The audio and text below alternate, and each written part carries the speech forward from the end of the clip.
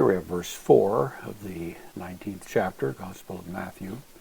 The Pharisees have just come to Jesus at the fords of the Jordan, on the east side of the Jordan, probably from Jerusalem, to try to catch him in a dilemma. They ask the question of divorce, which obviously is always a thorny issue anyway, and so they're going to try to trick Jesus, trap him into taking some position that will be unpopular, that will cause some faction of the population to turn against him. And so they asked him if he could authorize the justification for divorce. Is it the restrictive rule of Shammai, or is it the more liberal rule of Hallel? And Jesus gives this response now, of course, bypassing both of those rabbinic schools and going back to the very creation itself as the authority for his response. So we have ho. This is an article.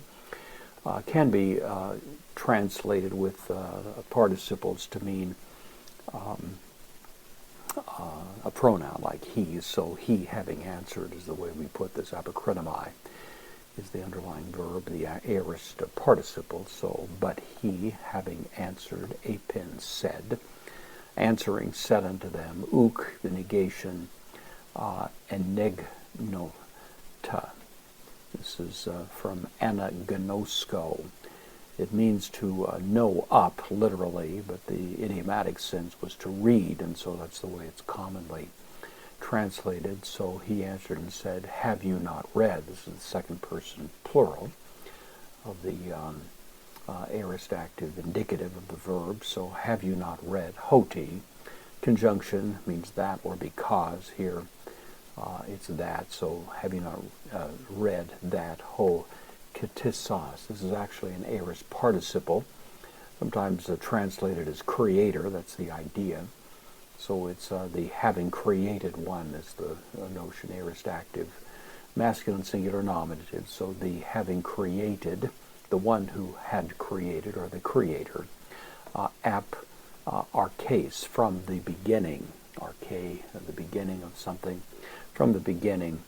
Then arsen, this is an adjective along with thelu, male and female. These are adjectives in the singular. He made kai, male and female, apoiesin. From poieo, I make or I do, them, autus, referring to the original couple. He made them, in a sense, as one. These are singular. It's a rather subtle point, but commentators note that he made originally one human being, which included within that human being both the male and the female element, and then separated them, so that in a sense in marriage the male and the female are reuniting the original unity, and from that the notion of one flesh. They become one flesh, one organism in the Hebraic idiomatic sense. So of course, bypassing this entire technical question with regard to divorce, he's going to go back and argue for the profound, significant idea that in the beginning the male and the female were separated precisely to come together and become one flesh. And of course, out of that is going to be an extraordinarily high view of marriage and a high view of the impropriety of divorce.